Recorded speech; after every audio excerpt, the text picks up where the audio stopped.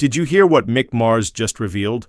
At 73 years old, the legendary guitarist has just dropped a bombshell that's turning the rock world upside down, and honestly, it's got everyone talking. You'd think that after decades of shredding, on stage after the tours, the fame, the chaos, he'd be slowing down, maybe enjoying some quieter days. But nope, he's not ready to fade into the background. Instead, he's serving up truth bombs that no one saw coming. This is the stuff rock mythology is made of. Now, if you've ever idolized a band, maybe a group you've seen as a family, believed their onstage camaraderie was mirrored backstage, you're definitely not alone. I mean, who hasn't watched those carefree behind-the-scenes videos and thought, these guys are inseparable, they've got the kind of friendship most of us dream about?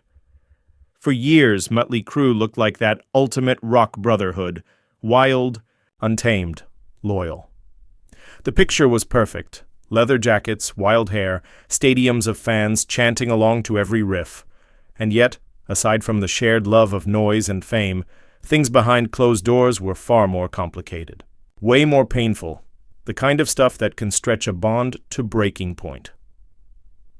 In this video, we're breaking down what Mick Mars actually said, why fans are stunned worldwide, and why, after all the stage lights and the sold-out shows, this revelation changes everything about how we see Mötley Crüe's legacy.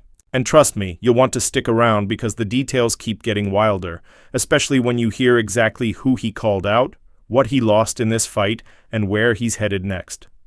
Let's take a step back for a moment. Mick Mars isn't just some guitarist who learned a riff and hit the stage. He's the quiet powerhouse, the backbone of Mötley Crüe's sound. While the rest of the band made headlines for chaos, jet crashes, drug busts, headline-making rivalries, Mick was the steady one. He was the guitarist who'd plug in, tilt his head, hit the notes with surgical precision, and never say a word. He let his guitar do the talking. That serious, deeply talented presence created the harmony on stage that kept all their madness. From sliding into noise, in 2022, Mick publicly stepped away from touring. The announcement was heartfelt. He's been dealing with ankylosing spondylitis for decades, a painful, degenerative spinal disease that he's lived with since his late 20s. Imagine decades of stiffness, relentless pain, waking up feeling broken yet still going on tour with stadium thousands hanging on your cords, and despite all that, he never used his condition for sympathy. He kept playing, he kept showing up, and even as it got harder, he didn't ask for pity, just the chance to do what he loved. So when the statement came out with the rest of Mötley Crüe wishing him well and sending their love, everyone thought, that's it, right? He's stepping away because he needs to. But that calm end? It was just the beginning. Fast forward to 2023 and Mick drops a bomb we never expected. He's suing Mötley Crüe. Yes, you heard that right. The quiet one is taking legal action against his own bandmates. And what's worse, this isn't some minor backstage disagreement he's airing out privately. It's public, it's messy, and it's full of allegations that hit hard. He claimed that after he said he'd retire from touring, the band didn't just back him, they tried to push him out entirely. Not just from the stage, but from earnings. From decisions, from the core identity he helped build. That shift from health matter to outright betrayal is what's grabbing attention. Now here's where it gets real. Mick alleged that Nikki Sixx, the flamboyant bassist and writer of Crüe's biggest hits, was actively gaslighting him. According to Mick, Nikki and the band were telling him, "You're not cutting it anymore," blaming his age, blaming his condition. But Mick had reason to doubt. He says half their live sound was pre-recorded anyway. They were using tracks, so if the sound was coming from a tape, who's really behind it? Mick wanted raw authenticity. He wanted live emotion. He wanted real sweat dripping from his frets. But the rest of the band favored polish. Tight timing, controlled guitar volume, no surprises. And Mick says that auditioned version of himself didn't match their show-ready image. Can you imagine being told you're not good enough, even though you're not even being heard live? That emotional blow, after giving so much for so long, that cut deep. It's like dedicating your life to a cause, then being told publicly, thanks, but you're disposable now. That sense of betrayal resonates, because fans didn't just see Mick as a guitarist, they saw him as family. They saw his loyalty, his grit, his perseverance, and suddenly they felt cheated. That's why social media lit up with support. Tweets like, "Without Mick, it's not even Mötley Crüe anymore," and hundreds of comments echoing the same sentiment. Suddenly the band seemed less like a band and more like a franchise, with Mick being the man left holding the solos. And let's be honest, the music industry is a beast. Behind every backstage handshake, there's a contract. Beneath every brotherhood toast, there's a fine print clause. According to entertainment attorney Mick Mars, this kind of thing happens more often than we'd like to admit. That quote is powerful. It's not uncommon for aging artists to face quiet push-outs when they're no longer touring powerhouses. When a member hits a health scare or slows down, suddenly everyone is revising who's essential. Loyalty doesn't mean squat without legal muscle, and Mick didn't apparently get those protections until much later.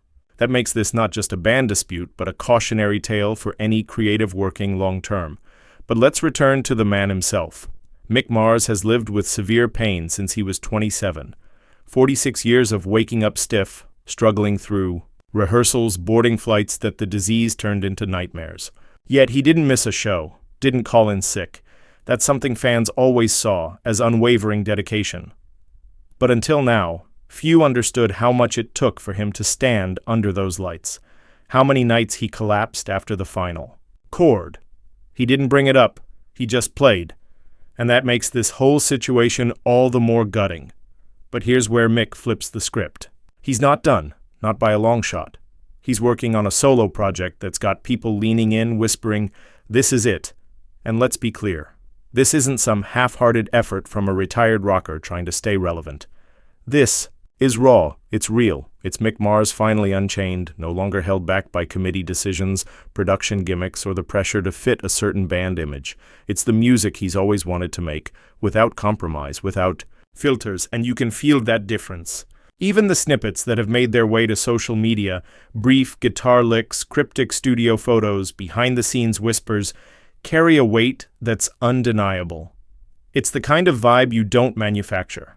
It's born from years of quiet frustration finally given voice. There's something poetic about that, right?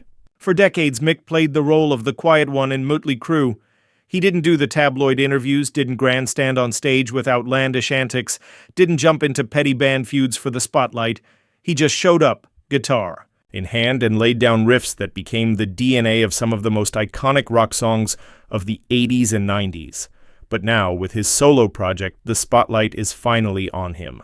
Not as the background player, not as the rhythm anchor, but as the artist with something to say. And he's saying it loud. From what insiders have leaked, this album isn't just a side project, it's a statement.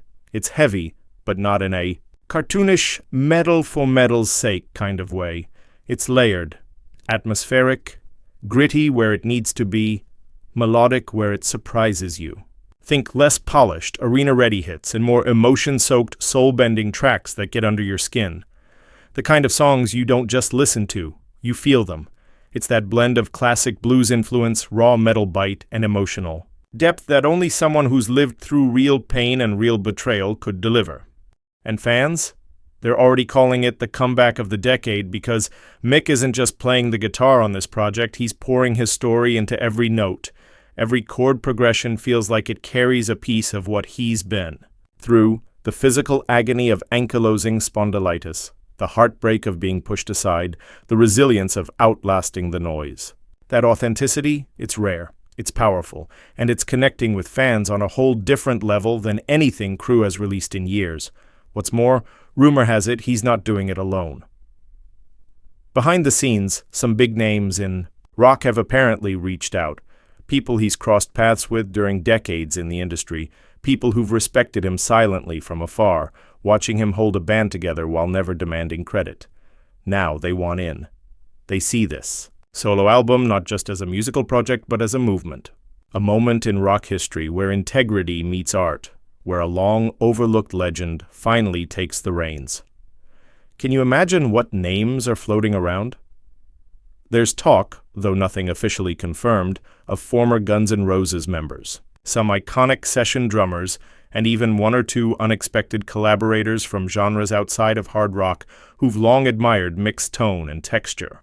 If even half of those rumors are true, this album is going to be something fans won't just want to hear, they'll want to study. And then there's the production style, unlike the slick, overproduced albums that have come to dominate modern rock. Mick is reportedly going full analog wherever possible. He's recording on vintage gear using tube amps, layering guitar parts by hand instead of digital looping. It's slow, it's meticulous, but it's real. He wants this music to breathe, to feel alive. That commitment to the craft isn't just nostalgic, it's necessary, because this project isn't about riding a trend. It's about creating something. Timeless. Something that stands apart from the digital noise of today's scene and says, this is what music sounds like when it comes from the gut. The songwriting, too, is reportedly taking a different direction. Mick isn't writing anthems about partying or shallow rebellion. The lyrics, written in collaboration with a handful of trusted writers, are deeper, more personal. There are songs that touch on isolation, on feeling invisible even when you're surrounded by crowds. Tracks about perseverance, about aging in an industry obsessed with youth, about the pain of watching friendships rot in the spotlight. And yes, songs that reflect on betrayal, though not in a bitter or petty way, more like a man quietly closing the chapter on those who failed him, using melody to say what words never could. It's not about revenge, it's about release. And if you're wondering whether he's still got the chops, whether time and illness have dulled his edge, don't. Because insiders are saying Mick is playing better than ever. Slower, maybe in places, but cleaner, more deliberate, more expressive. There's a maturity in his playing now that wasn't there in the high-octane Crüe days. A kind of seasoned restraint that only comes after you've mastered your instrument, lived through hell and come out the other side with your fingers still wrapped around the neck of a guitar. This isn't old man rock. This is battle-hardened, stripped-down, truth-telling artistry. And the fans are here for it. What's truly moving, though, is the community that's rallying around him. Online forums, fan pages, and YouTube. Comments are overflowing with support. People are sharing their own stories of chronic pain, of being sidelined in jobs or relationships after giving everything. They see their struggle in Mick's. They hear it in the haunting bends of his guitar. This project has gone beyond music. It's become a symbol of endurance, of reclaiming your voice, of proving that even if people push you out, you can push back in the most powerful way, through creation.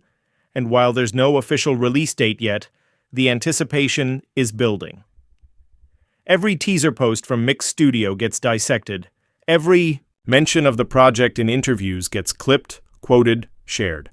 This isn't hype built on nostalgia. This is excitement built on relevance.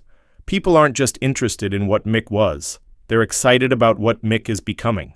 In an industry that often chews up its legends and forgets them, Mick Mars is forcing a second look, and he's not asking for permission. So yes, this solo project, it's more than just a new album. It's a reclamation, a resurrection, a statement that says, I'm still here, I still have something to say, and this time it's going to be said on my terms. And that's the kind of comeback you don't just respect. You root for it with everything you've got. So, here's the question. Do you see this as betrayal or survival? Was Mick unfairly pushed out, or is there context we're missing? Drop your thoughts in the comments because I want to know, especially if you've been riding with Mötley Crüe since the early days. Did the band's actions feel like protecting their image or protecting their legacy, and does this change how you feel about their history? Seriously, I'm curious. Leave a comment, even if it's a short one. Now, if you're into raw, behind-the-scenes rock history, if this kind of deep dive gets your gears turning, you've got to check out our next video, right here on screen. You know the one? The rise and fall of Mötley Crüe. What really happened behind the music. It dives into stage controversies, bad decisions, addiction spirals, everything that made their story legendary. Trust me, after this one, you'll never look at that iconic image of them on the Dirt soundtrack the same way again. And hey, if this video hit you with something new, if it reframed the way you see Mötley Crüe, show some love with a thumbs up, click subscribe for more rock reveal content and ring that bell so you don't miss future truth bombs. We're not just reliving the past. We're rewriting it with clarity, with honesty, and yeah, with a little attitude.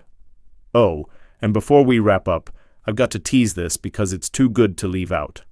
Mick's new album might have a collaboration no one saw coming.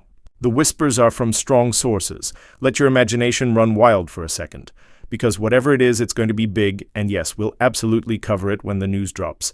So that's it for today. Thanks for sticking through this roller coaster of revelations. Remember, the music world might glitter, but sometimes it hides storms behind the curtains. With stories like Mick's, we're not just fans, we're witnesses. And honestly, witnessing these moments, these real human truths, is what this whole channel is about. Until next time, stay curious, stay loud, and as always, stay loyal to the real sound, not just the show. I'll see you in the comments.